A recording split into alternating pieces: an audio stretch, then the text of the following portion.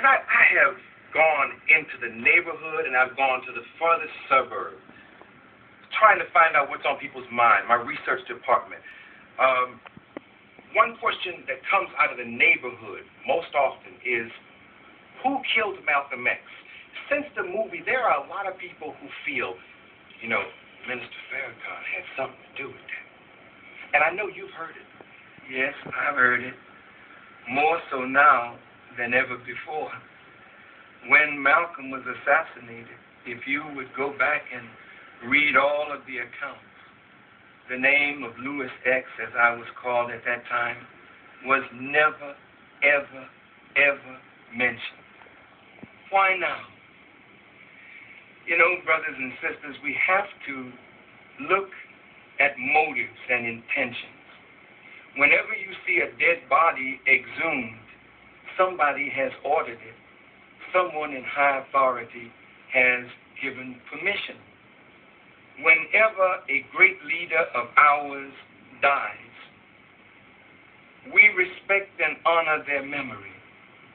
White leaders, when they die, their memory is respected and honored. But white folk don't follow their dead leaders.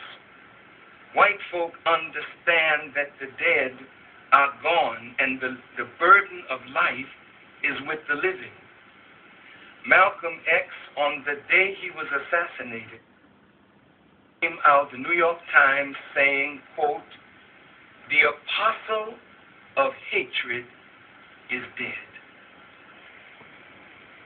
If Malcolm X 30 years ago was the apostle of hate in the eyes of the New York Times, and in the eyes of the Anti-Defamation League of B'nai B'rith 30 years ago, Malcolm was the leading black anti-Semite. What happened in 30 years to clean up his image?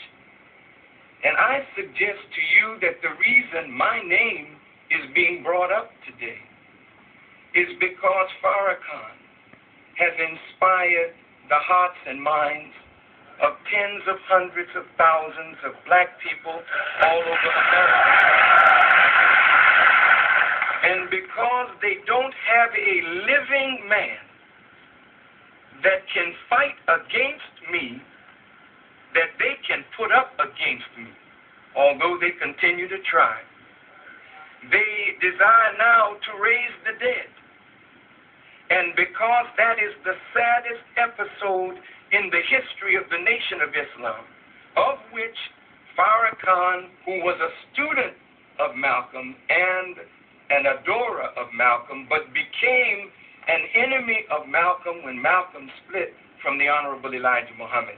Because of that fact, and because of the fact that I wrote an article in the Muhammad Speaks saying that Malcolm was worthy of death, and several months later, Malcolm was assassinated, the press would like for black people to believe that Farrakhan had something to do with the assassination of Malcolm, not because they really believed that, because if that were so, the grand jury should open this case again and bring Farrakhan before courts of law.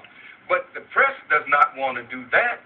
They want to try Farrakhan and the Nation of Islam in the media and castigate us in the media, but that is only because what is in my mouth is freeing black people all over the earth.